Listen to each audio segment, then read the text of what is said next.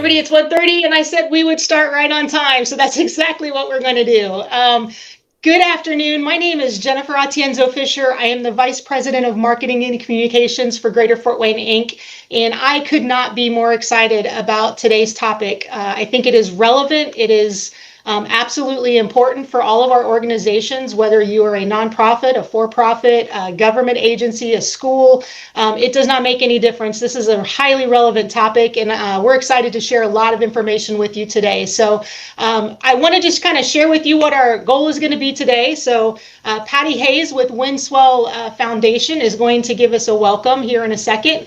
The keynote presentation is going to be by Carlos Taylor, and I'll introduce him in a little bit. We're going to have a panel discussion with 3 different people who can give you 3 different perspectives on why this is important and give you some tips. Hopefully, we will have some time for your questions. So as you're thinking of questions, if you want to stick those in the chat function, we would love to have those questions. We're going to leave you with 5 tips for success, and then we're going to give you a place where you can get some resources. So it's a very quick agenda, and we're going to pack a lot into an hour, but we're hoping that you're able to walk away with some ideas on some things that you can do to improve your digital accessibility on your end. So with that said, I am thoroughly excited to introduce you to Patty Hayes, the CEO of Windswell Foundation. Patty. Hi, good afternoon. Thank you all so much for joining. That each one of us wants to know how we ensure that our web content and mobile apps are as accessible for people with disabilities. And why should you care about that? Some of us might answer because it's the law. True, but I want us to realize also that we do it because it's the right thing to do. Right now, the rules will apply to state and local governments, but that includes offices that provide benefits like food assistance and employment services, public schools, community colleges, public universities, and you'll hear about a few others. For example, if online applications are available, then you want to make sure that that's available to the person who has a visual impairment. If audio instructions are something that's provided regarding tax information, then you want to make sure that it's available to me, who may be a member of the deaf community. If campground reservations are all scooped up online on January 1st after people get through a 6-page application, but I have limited use of my upper extremities, then there might be a problem with how you are accessible for me. I might drive a modified vehicle, but the mobile app that allows me to pay for my parking at the meter is not available to me because of that mobility limitation. If I use a screen reader, which is what turns visual information into speech, I still want to order my mail-in ballot and be able to access online government services. Are you sure that's available to me? So you're going to find out that closed captioning is a whole lot more vital than just allowing you to watch videos at night and not wake up your husband, which is how I use closed captioning a lot. You'll learn how AI and built-in software functions of programs can help you be compliant. And you'll learn about some of, you may not be doing it right, but I hope that you're going to consider doing it anyway. It may not be the law for you right now, but it's likely that you will be expected to do it in the future. So you want to do all of this to provide access for city services and provide those services to everyone. You want to do it to access your business because you want your business to be accessible to everyone in the community. If you do accessibility right, word gets out. It's a good business decision as well as the law. So with that, Jen, I'm sending it back to you. Awesome. Thanks, Patty. I love what you said about you may not do it right, but do it anyway. I think that's really critical, and that's kind of the message we want to hit home today is that There's no perfect on this yet. We're all learning, and the guidelines are still a little iffy. And so we'll kind of talk through what we know and what we don't know. And hopefully you'll walk away with some things that are going to help you in your organization to be better accessible to others. So with that said, I am thoroughly excited to introduce you to Carlos Taylor. He is the Senior Program Manager at Gregory S. Feriebach Center at the Eskenazi, I think, Health. And so we are excited to have Carlos here. He's going to talk about what he does and why accessibility, especially digitally, is so important. So Carlos, thanks for being here. Thank you, Jen, and thank all of you for being here this afternoon and taking time out of your day to discuss this very important topic, digital accessibility. As Jen mentioned, I am the Senior Program Manager at the Gregory S. Feriebach Center at Eskenazi Health, which is based in Indianapolis. What we do is we recruit college students with some form of a physical disability, including hearing, vision, orthopedic, or mobility-related disability, for paid internships in field related to their academic majors. We recruit students from all over the state of Indiana, including from our surrounding states. So we've certainly had several students who are either attending school in the Fort Wayne area or who are residents of northeastern Indiana. So prior to this role, I worked at Ball State University, where I was responsible for assistive technology and technology solutions for staff, faculty, and students with disabilities. So I've been working in this digital accessibility space for quite some time. In addition, I'm an individual who's blind and make use of digital accessibility in my day-to-day life. Before I get too far along, I'd like to mention that I am an African-American man, middle-aged man, wearing a gray shirt with dark glasses. So that's my description. I use he, his, and him pronouns. In my day-to-day work, even though I'm not working at a university, I still work with individuals regarding accessibility. Accommodations for their internship opportunities, which are critical for them to gain the necessary skills that'll lead them to the next phase in their careers. I work with universities and employers as well, thinking about accommodations and how to make environments welcoming environments for individuals with disabilities. And a lot of that also includes digital accessibility.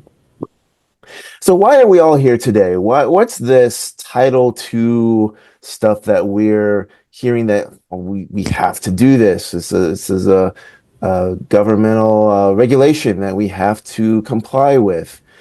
It's all about digital accessibility, but I think it's important to reflect on the historical purpose of the Americans with Disabilities Act, the ADA, which was signed into law in 1990.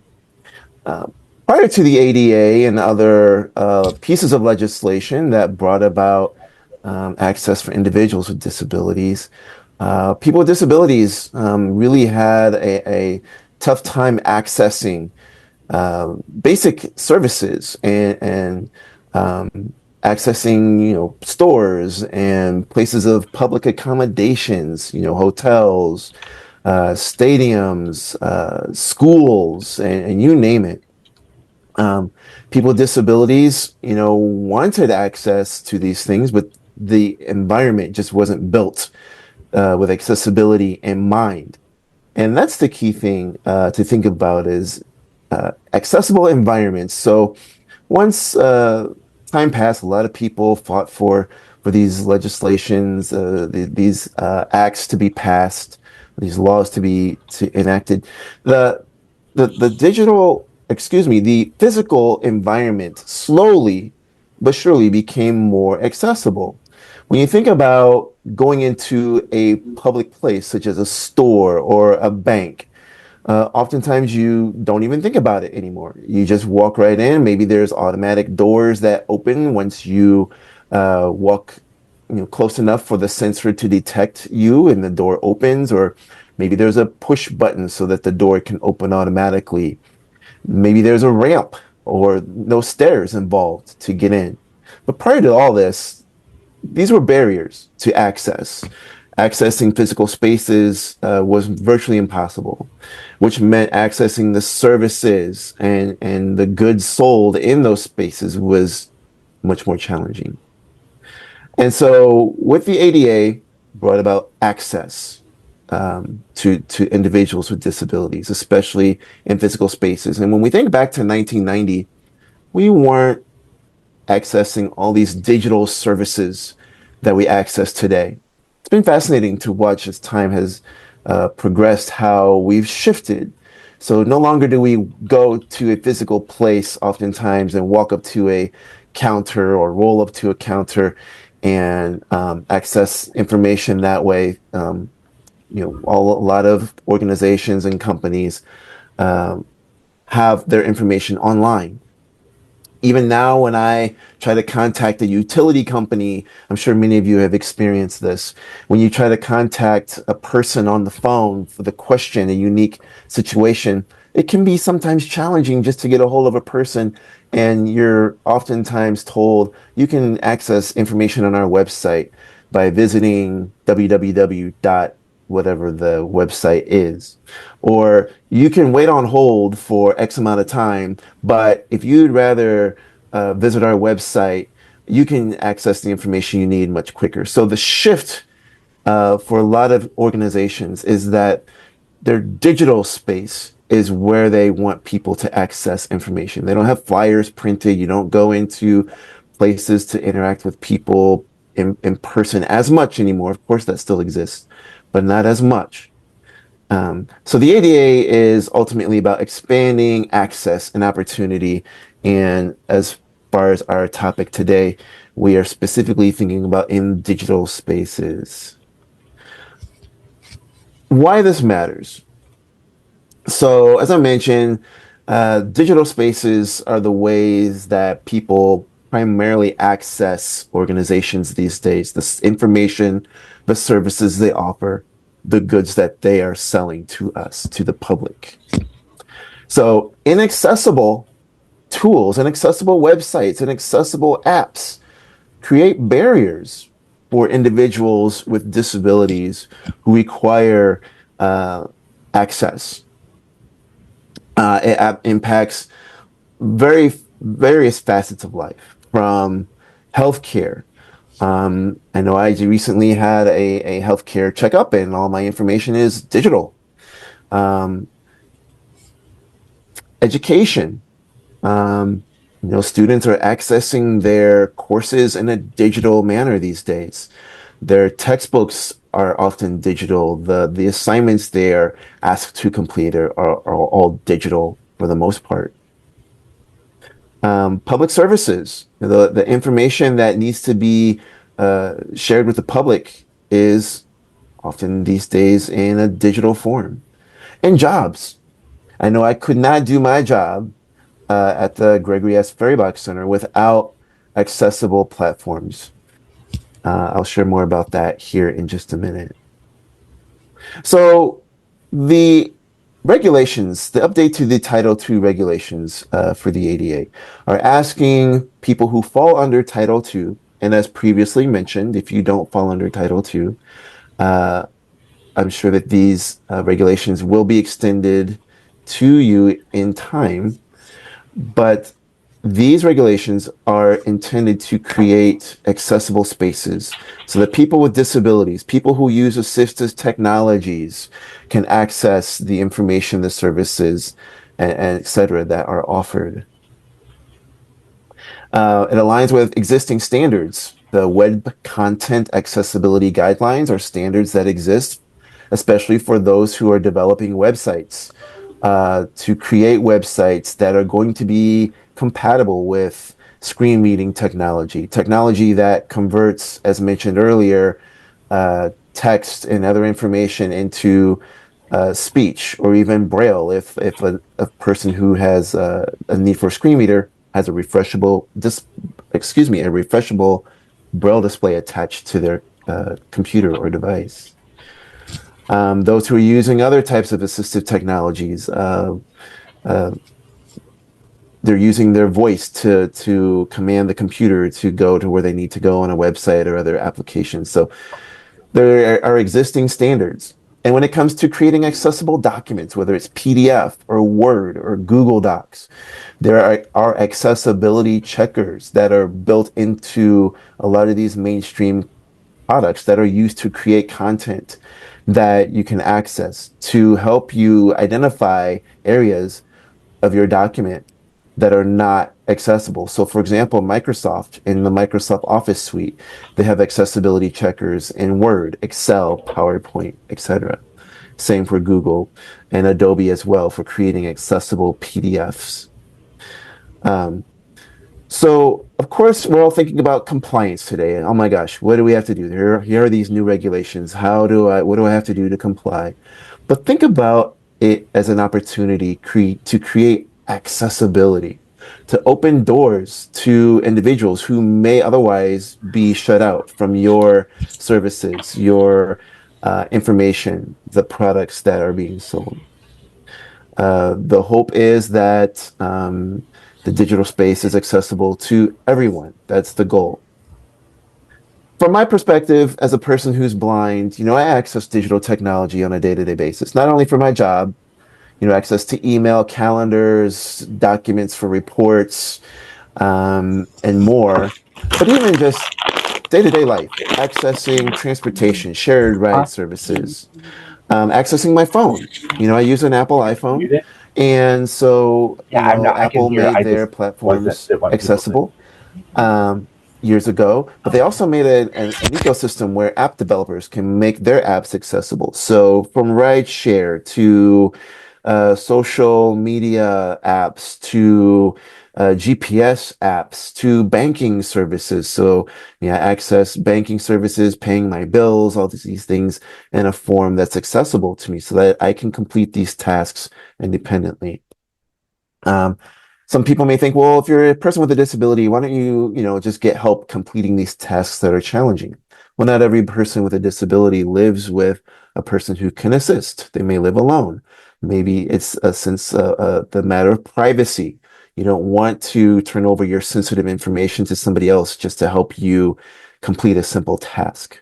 And it's just the sense of independence to complete the tasks when you want, where you want, how you want to complete them. So without creating accessible websites, apps, content, you really could be missing out on opportunities, missing population that could be really beneficial to the services you're providing. There could be potential employees that can bring a wealth of perspective and knowledge to your organization. So accessibility really improves the lives of everyone. We think about universal design oftentimes when we talk about accessibility, and the classic example is a ramp to get into a building or a curb cut when crossing a street. It certainly benefits individuals who are using mobility aids such as wheelchairs, walkers, etc. But they also benefit other people who are pushing carts, pulling suitcases and luggage, and other things that aren't necessarily disability related, but it has an impact for the greater society at large. So think of digital accessibility in the same way. You're creating space for everyone, the broadest audience possible to access.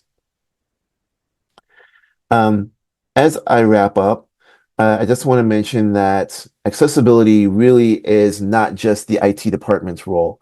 It's really the role of every department within the organization. And it's really a mindset to be forward thinking about not only today, how do we make our current services and platforms accessible, but going forward, how do we make sure that we don't fall short of accessibility?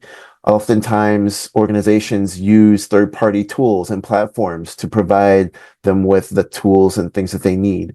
But when you're not thinking about accessibility, you could inadvertently be purchasing software that's not accessible. That could be a barrier not only to customers and patrons, but to even employees who have disabilities as well. So it's very important to think more broadly than just, oh, it's the IT department's responsibility for digital accessibility. It's really the mindset of the whole organization to think forward and how can we make sure that our future services, events, products, etc., can be accessible. Just want to close by saying that the ADA was created to open doors. Many of those doors today are digital. We live in a largely digital world. And so making sure that those doors are open to everyone is a great responsibility and an opportunity. Thank you for allowing me to share with you today. Awesome. Thank you so much, Carlos. I think that one of my things that I loved there is for sure, this is everyone's responsibility. It's not just IT. It's not just your website team. This takes everyone really working together and working to have a plan for how you continue to do accessible digital materials, whether it's your website or other things. So thank you, Carlos. I for sure appreciated everything that you just said. At this time, we're going to kind of transition into a panel discussion, and we have three wonderful people that are going to share information from their perspectives about digital accessibility and why this is important. First on our panel is Shannon Johnson. She is the director of Helmke Library at Purdue University, Fort Wayne. Brenda Nickum, she is the information and referral referral person at the League. And then Brandon Peet, he's the Director of Web Development for Asher Agency. So I am excited to have all three with me to share their perspectives. And to start, I want to start with a question that is kind of wrapped around for all of you. Why is this topic important? Each of you has a story and a reason why this topic is so important to you. So I'd love to hear from your perspective why this is important. And Brenda, we're going to start with you on this. Well, thank you. As you mentioned, I am the Information Referral Coordinator at the League for the Blind and Disabled, which is a center for independent living, serving people with all disabilities, and empowering them to live their most independent life and achieve whatever goal it is that they want.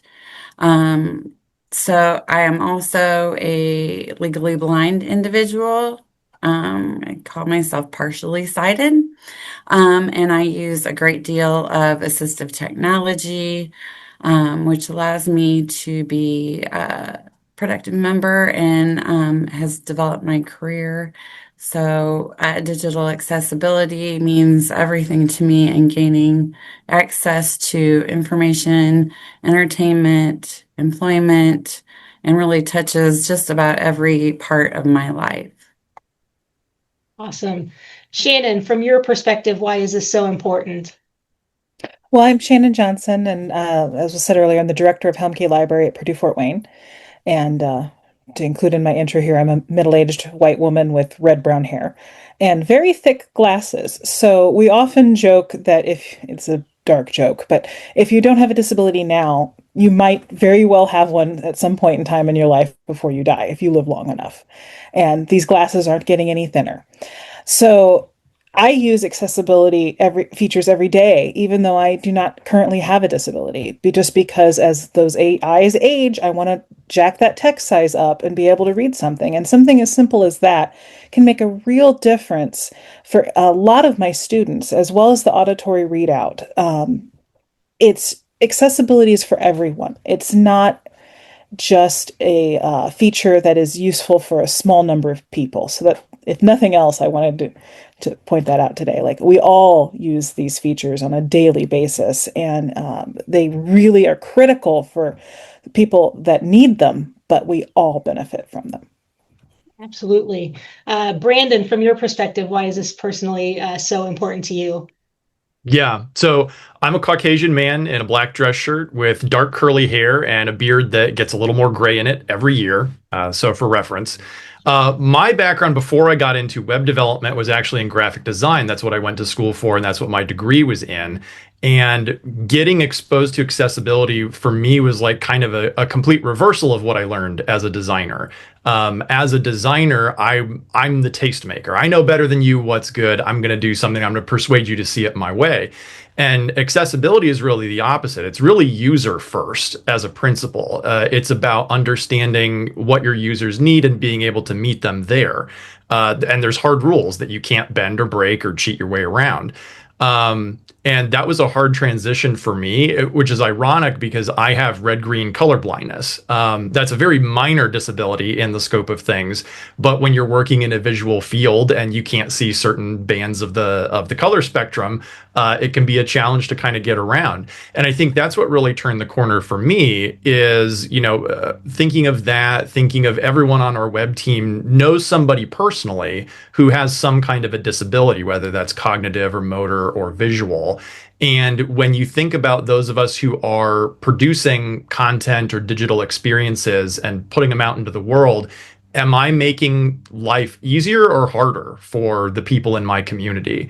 And once you put that personal face on it, then I think it really becomes a no-brainer. And I'm proud that it's become part of our core focus at Asher on the web team. Awesome. Thank you all so much. And as you will hear, our speakers are modeling good practice for webinars. And so in that mode, I am a Caucasian female. I have short, dark hair that has purple highlights in the right light. Today I'm wearing glasses and a black shirt. So thank you all for modeling that. This question is for Brenda. What are some of the most common barriers that you see users running into when they're using websites, forms, videos, or other online services? Sure, and my apologies, I did not give my description. I am a mid-50s white female with long blonde straight hair, wearing a white button-down shirt and a gray jacket. A lot of the things that I hear people come across, or I come across myself, include things like unlabeled or hard to find buttons or links, poor color contrast, distorted high contrast visuals. If you've ever used high contrast, sometimes it will kind of invert that where everything is dark and the image comes out white and it looks a little scary. Screen reader and high contrast incompatibility. Pop-ups that trap keyboard focus, so you get stuck in the pop-up and then you can't navigate out of it. Illegible or decorative fonts that are too small or too faint. Untagged PDFs or PowerPoints that will not allow the screen readers to navigate through them. Missing alt text, image descriptions, or audio descriptions. Graphic heavy content without proper descriptions. No closed captioning or ASL interpreting for videos and audio content. Flashing lights or things that your text moving too quickly, or inadequate timing if you're running those carousels that go and they move too quickly before anybody can capture the information that's in them. And then limited navigation for alternate navigation throughout your website. So keyboards and alternate input devices like that. Excellent. I think that was a great list of things to consider. Shannon, this question is for you. From your perspective, what are some of the things that, no, hold on, I just did it too fast. What has changed for many organizations from a digital accessibility expectations? How have those expectations become more defined? Thank you. Just let me give a brief introductory disclaimer here. I'm not a lawyer, and what I'm saying is also just my personal opinion, and it does not represent Purdue University as a whole. Okay, now that I got that out of the way. I think one of the biggest things with this is because how we define digital. So we're talking a lot about websites, but this new way of thinking. I don't want to focus on the compliance as much as this new way of thinking. Digital is anything that is shared electronically. That would include email, social media, text messages, all of that. So, because it's such a broad way of looking at accessibility in this digital environment, everyone has to be involved. It is not just an IT person who is checking your compliance on your website. Everybody that works in any kind of these digital platforms needs to be concerned about accessibility. So, for example, we were talking about like red-green blindness just a second ago. If you're sending an email with a lot of color text, color coding in your text of your email, that may make it inaccessible for somebody. If they can even read it, that's great, but then they may not get the same meaning because they can't see the emphasis that you're putting on things using that color. So, making it an education point for everyone in an organization, from your entry level positions all the way up to your administration and whatever, and supervision managers and things. That is a real big difference from how we've thought of it previously, where it was the problem for the IT department. I still continue to love, this isn't just IT's issue. Brandon, this question is for you. When organizations hear the WCAG 2.2, and maybe you can explain what even 2.0 and 2.1 are, what do they most often misunderstand about what compliance actually involves? Yeah. So to define those terms, so the WCAG, that's the Web Content Accessibility Guidelines. And that's kind of the governing body of accessibility guidelines that's out there and that's become adopted as sort of the de facto legal guideline. 2.2 is the latest iteration of those rules. It was released in 2024. It's an incremental update from 2.1, and 2.1 is still the common legal benchmark that's usually cited in court cases and things like that. So it was a minor update. There were like 9 criteria that were added, 1 removed. The focus of 2.2 was around cognitive and motor disabilities. So like sizing of buttons, making sure you can click things, stuff like that. All of these rules are online, but it's a lot to digest. The word count is over like 23,000 words. It's dense technical reading. It can be really intimidating to try to pick it up. So that's where really the 2 things I want to highlight that common mistakes as people get into it come up. The first one is thinking that there's a quick fix for this. So there's a lot of services online that offer an accessibility silver bullet. Hey, get our service, install 1 line of code. It'll fix everything automatically. It'll put a little pop-up on your website so users can tweak the text size or contrast ratio or things like that. That kind of tool is called an overlay. Some examples out there that you've probably seen in the wild are Accessibility, AudioEye, UserWay. There's at least a dozen others. The consensus in the accessibility community is that these tools generally do more harm than good. They don't offer full compliance. They can't, there's no way to fully automate that. And they're often redundant or even incompatible with assistive technology. So if you're using a screen reader or something like that, this is trying to duplicate some of that functionality, and those 2 things might kind of step on each other's toes. These overlay tools will market themselves as a guarantee against lawsuits, but there have been multiple legal cases where an overlay was specifically ruled in the finding to be insufficient or even harmful, and the case was decided against the website owner. Accessibility, just to name and shame one of them, had to pay a $1 million settlement to the FTC last year because of its misleading marketing around guaranteed compliance. That's not something that you can do with just 1 line of code. The second big misconception is that accessibility is a one-time project. So when you think of your website or any other deliverable that you might be working on, hey, if I just do accessibility, then it'll be fixed, and then I won't have to worry about it again. The reality is your website is a living, breathing thing. The content on there is going to be changing all the time, and every piece of content that you're putting on there needs to be checked.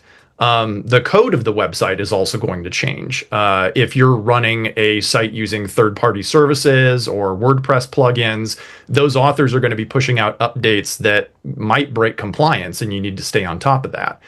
And accessibility rules evolve. So I mentioned earlier 2.1, the most commonly cited legal standard, but 2.2 is the most current one. There's a 3.0 currently in development, no release date yet. That one's looking to be a more significant overhaul.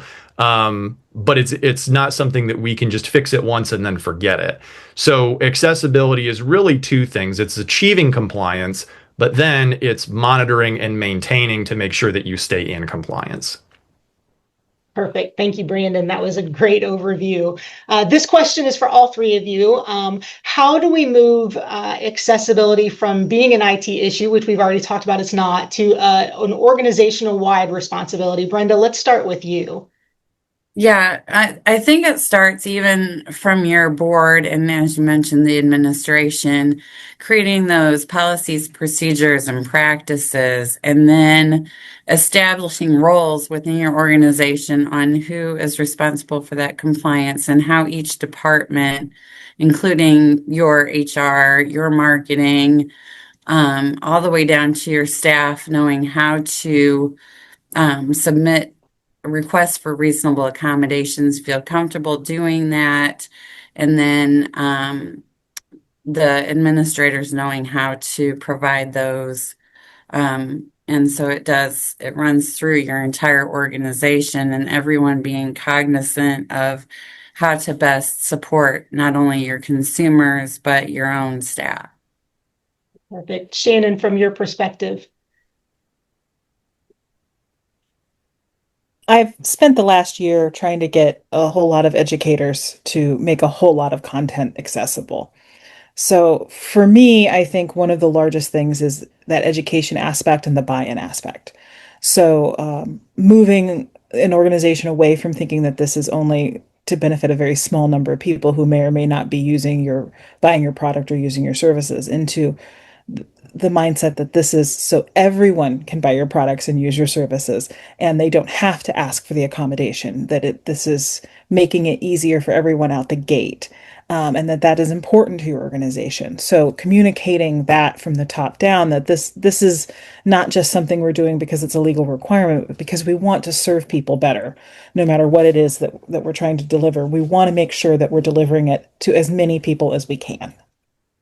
Yeah, and Shannon, you actually said something at the front end that I want to go back and reiterate. At some point in our lives, as we age or as things happen, there is a high likelihood that we might lose sight or we might lose hearing. And so there is a high likelihood that we need the services that we are currently talking about making more accessible. And so I think it's important to recognize that we aren't talking about a small subset of our population. We're talking about everyone and every person, and making sure that everyone has equitable access to the things that we're putting out there. So I love that you had said that. Brandon, what do you think? So Shannon did a great job of presenting the carrot approach, which I totally agree with. I'm going to go the other direction and say the stick. So the team you need to get involved is HR and your legal team. Lawsuits around accessibility continue to rise year over year. There were over 5,000 last year, and the typical costs can be anywhere from 50,000 to 200,000 if you get hit with one of these things. When you're talking about the defense costs, settlements, remediation, ongoing monitoring. I've had firsthand experience helping a client through an accessibility lawsuit. It wasn't a fun process and it wasn't a cheap process. And the more that you can do to get ahead of that and start taking proactive action to mitigate that risk, I think is really key. And I think being aware of, like, yes, these are, good and important things. I'm 100% on board for the ethical approach. But sometimes if you need to move the needle internally at your organization, taking the legal approach and making sure that you're educated on the risk that you may be assuming, I think is also really important and helpful for getting buy-in. Great advice. This question is for Shannon. What are the biggest challenges institutions face when trying to go from good intention to considering accessibility across departments and teams? Well, following up on that stick conversation is actually perfect for this, because one of the biggest barriers we've seen is that this law is not very well defined.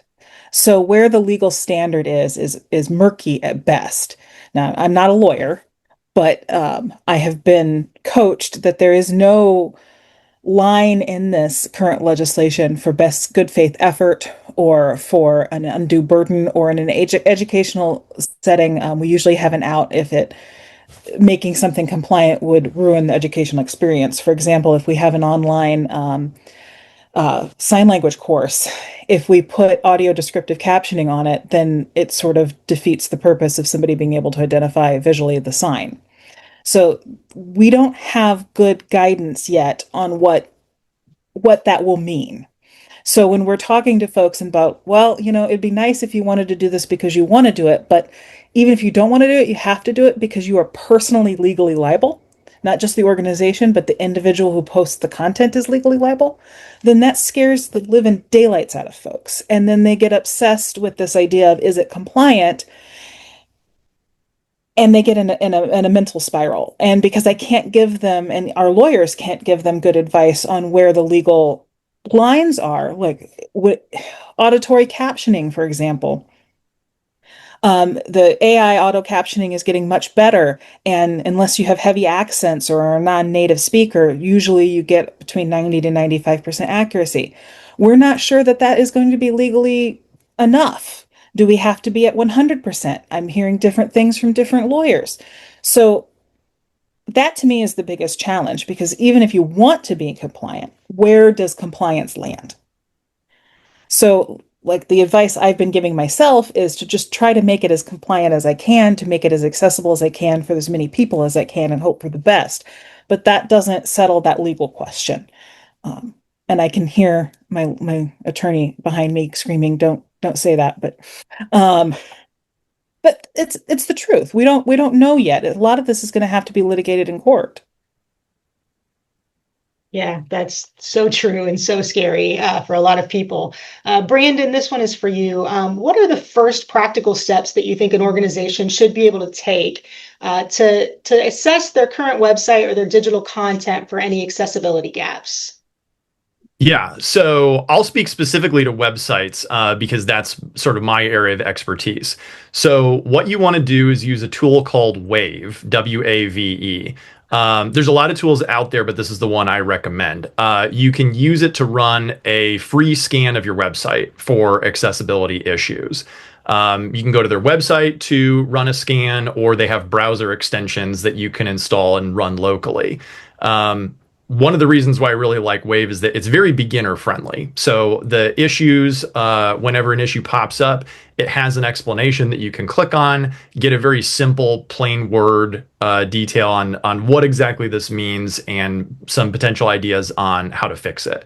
So if you don't know anything about accessibility, that's kind of a great way in. Instead of trying to wade through, pages and pages of legalese, get some concrete examples by looking at your own website, which you're familiar with, and seeing what are the issues that are popping up, and maybe how would you go about fixing those. The limitation of Wave is that it can only scan one page at a time. So if you have a large site with hundreds or even thousands of pages, it's not going to be practical to do that manually. That's where it can be great to, there's sort of paid tools that you can get that are more of an enterprise version of the same idea. Or partnering with an outside accessibility expert that can scan your entire site, help translate the results, and take the remediation labor off your plate as well. That's a big part of the work that I do, not only with new websites that we build, but also existing websites where a client might bring a website to us and say, hey, we don't know how we're doing on accessibility. Can you run an audit and tell us the results and advise us on, what's our 90-day roadmap from here? That's great. Brenda, this one's for you. When an organization gets accessibility right, what difference does that make in terms of your experience and your independence? Sure. Yeah, it does. It provides more confident, independent navigation. It can be very defeating, and you start to question your ability to complete tasks when it's not really the user issue, it's just a development issue. So it allows faster and more efficient completion of tasks, a clear sense of respect and inclusion from those who are hosting the site or presenting the material digitally. It gives a better business outcome, broader reach, higher retention of employees, and fewer external supports are needed. And then it brings real world impact by allowing for full participation in employment, education, and community involvement. Excellent. I think great list of, again, things that can be impacted and can get in the way if they're not done right. This question is for all of you. Brenda, we're going to start with you. What does an accessible digital experience say about an organization's values? I think it clearly demonstrates that all people have value, both in consumers and employees. So it improves clarity and access, easier access to your products and services, and then aligns with the ADA and Section 504 and WCAG, and reduces legal risk, as we've talked about. Shannon, from an education lens, what do you think that says about just accessibility for education and the opportunities there? I think we need to move in education away from this model of making people identify. So the current way a lot of accessibility runs in higher education in particular, and in K through 12, I believe as well, is that you have to identify as having a disability and you have to register somewhere. And that requires testing. That requires doctor's interventions in most cases, and a lot of money and expense spent, even to get something as simple as, adaptive text sizes. So this legislation is moving us away from that to just providing these things for people. So they don't have to ask, they don't have to go through that process, that hassle. And I think it makes you feel seen as a human being and not as your disability first. You are just a person first. And that level of care and understanding from a practical standpoint, we're all fighting over the same smaller pool of grad students here from high school into all of our programs. So from a practical standpoint, it's a recruiting tool. But from an ethical standpoint, it's the right thing to do. And showing that we care and that we see people as members of our community is so critical. Yeah, but definitely. Brandon, when an organization comes to you to ask your agency, what does it say about them when they tell you that they want to build an accessible website or accessible tools? What do you think that says? I'm immediately impressed. Accessibility is the smart thing to do, really, for three reasons, as I think all of us have been saying in this presentation. Number one, it's the legal component. It's required under the ADA for nearly every organization. Number two, it's the profitable move to do. Up to 25% of the US is estimated to have some kind of a disability. So why would you lock out a fourth of your users from your website from the go?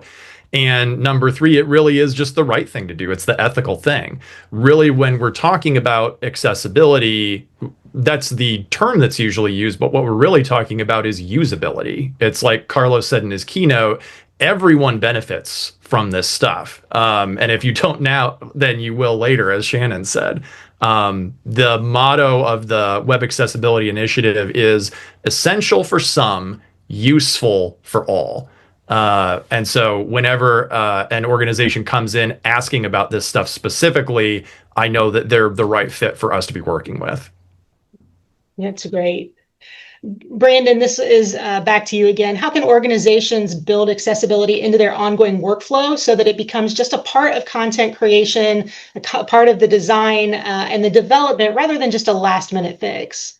Yeah. So it really is when we think about that scenario of it's IT's job, that's a case of we're treating the symptom, not the cause. The two biggest contributing teams to whether your stuff is accessible or not is the content team and the design team. Because that's where a lot of the strategy is being produced. That's where you have, in terms of content, so many things in terms of the writing, the structure of headings, the wording on the hyperlinks, on the design team, so many things around color contrast. And if those aren't right up front, it's really very hard for the development or IT teams to kind of come in and triage that. So we really do need to move that upstream. We need education. We need to get buy-in. And then we really need to make sure that accessibility is part of the review process at every stage, not just at the very tail end of everything. It's the same thing if you are a copywriter, that copy is getting proofed at some point before it goes out the door. And it really should be no different for accessibility. Anything that's going to be going out the door needs to be reviewed before it moves down to the next downstream team and checked for accessibility criteria. That way, any problems are going to be caught early instead of getting all the way down the stream and then having to get kicked all the way back up. Excellent. That's great. Shannon, this one's for you. How do you balance compliance requirements with the broader goal of creating just a better experience for everyone? And you've kind of already talked about this, but obviously the requirements are there. So how do we make this bigger than just the requirements? Well, it's one thing to recognize this does change how we do things, especially in education. It does fundamentally change how many people are going to be teaching and sharing teaching materials. There is no way around that. I think long term, it will be a change for the better, but we're going to have a painful transition because it's much harder to remediate existing material than it is to create something digitally. So if you're running on, a printout from a 1972 microfiche that you then have scanned into a computer as a TIFF file that you then turned into a PDF and you've posted, and it's hard to read on the best of days. Making that an accessible tagged PDF is going to be much more difficult than if we started with a Word document that you created yourself on your computer. So that education aspect for the people that are going to be doing a lot of that initial creation it's going to be a learning process for people. And I think we have to allow each other a little grace on that process. And as much as it's a legal requirement and we do have to comply, it's going to take a while to get everybody educated on this and in how to do this. Definitely. It's not easy. Kind of one of the last questions, Brenda, for you. What do you wish decision makers, content creators, website teams understood better about accessibility? I think the most important thing is to enlist the help of users who utilize assistive technology, the real world experience, because some of these automated things can miss things. So it's really good to connect with organizations, with people with disabilities, and get their experience and get real feedback on what's working and what's not. Excellent. I'm going to jump over to audience questions, and if we have time, I'll jump back to that other one, but I want to make sure we can answer some of those audience questions. This one is, let's see. Oh, no audience questions, just a bunch of comments, so that's good. So we'll go back. Let's just go down the list. Brenda, we'll start with you. What's one action that every organization that's listening today could take to improve their accessibility? I think really the most important thing is accessing those resources that we've provided here. World Wide Web Consortium, W3C is an excellent resource. Just getting familiar with what accessibility is and how it impacts the users as well as those who are posting or providing information. Awesome. Shannon, what do you think? I'm going to get into the weeds a little on this one, just making everybody aware of headings and hierarchy. It transfers from websites to documents, and it's a simple one thing you could focus on in a staff education event or something like that. But it plays in so heavily into both Microsoft and web. Perfect. How about you, Brandon? What do you think? Yeah, headings is great. I'm going to do similar. I'm going to say fix your buttons. So many buttons on websites say something that is not helpful at all. They say like learn more or click here. So in accessibility terms, that's considered non-descriptive link text. So under accessibility, the purpose of the link needs to be clear. just from the link, no context from surrounding copy or anything like that. If you're using a screen reader or navigating with a keyboard, that's all the context you have is kind of hopping from button to button or link to link. And if all the link says is learn more, what are you learning more about? You have no way of knowing that.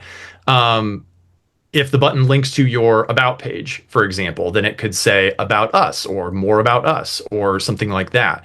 Buttons are your key conversion actions on your website. So it's also something that if you're on a CMS such as WordPress, you should have access to go in and edit the text on those yourself without needing to get the design team or the dev team involved on that sort of a thing. So just starting with something like that, which is something you should be paying attention to anyway, those conversion points, a great place to start. Perfect. I'm going to just check the chat really quick because I see several of you saying some things in there. In the web, you need to use H tag in descending order. Yep. Can you use the title tag in the link code? Brandon, I'm going to let you answer that one. Oh, good question. I need to double check this. You can, there's a couple different rules around links because title tags is one thing you can use. Nowadays, there's also things like ARIA labels, which are specifically designed for screen readers. I'd need to brush up on that because our software kind of does that manually without me having to think about it every time. But that's a great question, and I can look up and Jen, I can follow up with you and send you some info on that to get to the group. Yeah, that'd be perfect. One more question. How do the new regulations apply to Windows and Mac software? And will it have to work with screen readers, for example, JAWS? Who wants to take this one? My understanding is that all digital things have to be compliant. So that would mean all your software, all your third-party vendors. Also, anything, if you're one of the organizations that falls under this regulation, anything that you link to externally must also be compliant. That's a tricky one too, because we can't always control how we're compliant. All right. So I do want to give you, we've got 4 minutes left, so we've been flying through this information. I will tell you, if you have other questions that did not get answered today, please feel free to email those to me and we will make sure that those get answered and we'll send those out to the entire registered group. So happy to answer those. But here are 5 things that you could do now to create a better accessibility opportunity for users. So the very first is audit your most used digital content first. So the things that get used the most, just start there. Think about like your home page, your contact page, event registrations, all of the things that get used most on your website or in your digital materials. Start there and then create sort of what I would call that priority list and just start working through it. I think we've already kind of said, like, you don't have to be perfect at this. It's just starting at a place that can help you get sort of a cadence and an understanding about how to do some of these things. So that's kind of where we would recommend starting.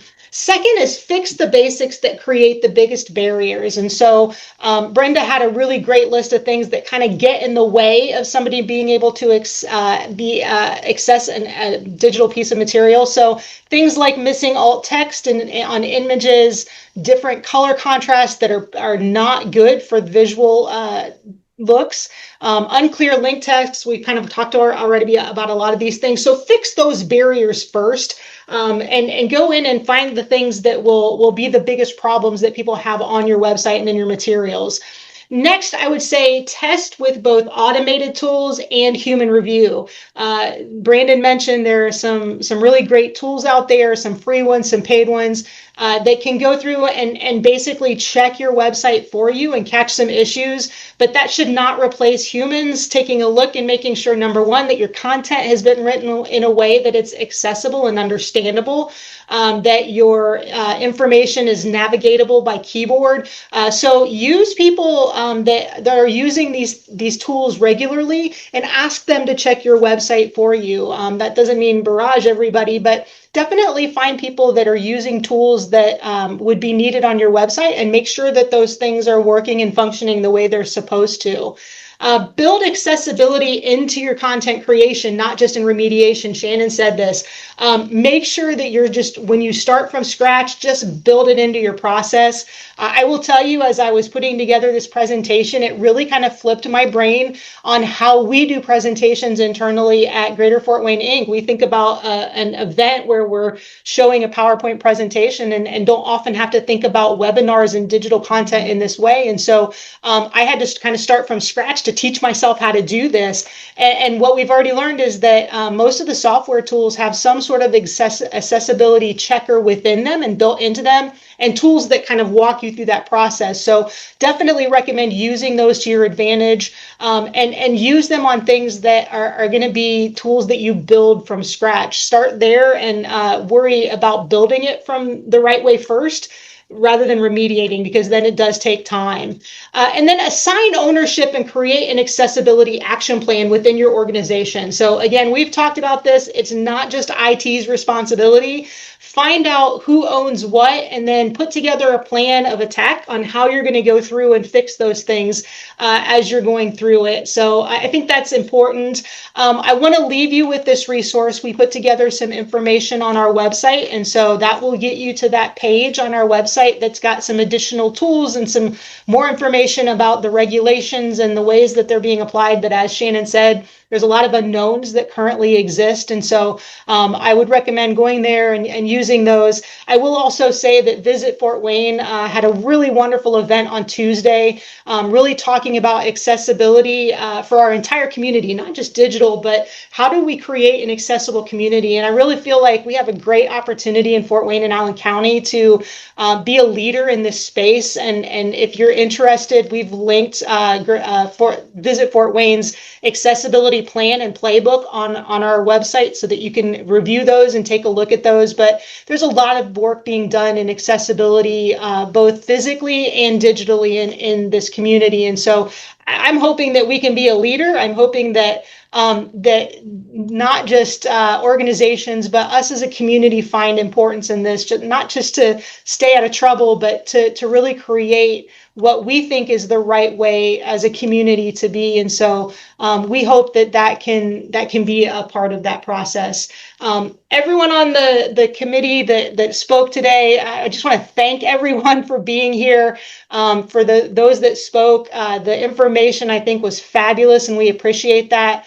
And for those of you that joined us today, thank you so much. As I said at the beginning, we're going to make this available for you to download on our website. So if someone on your team wasn't able to see it, we hope this information was beneficial for you. So we'll have that available on that resources page sometime tomorrow, and it will include a transcript with it. So hopefully that is helpful to you. Again, reach out to me if there is anything that you need. You'll see my contact information at the bottom of that, and I'm happy to answer any questions or find information for you as it comes about. So thank you all today. We were 1 minute over, but I promised you we were getting out of here at 2:30. So thank you all so much for the time, and we appreciate the ability to share this information with you.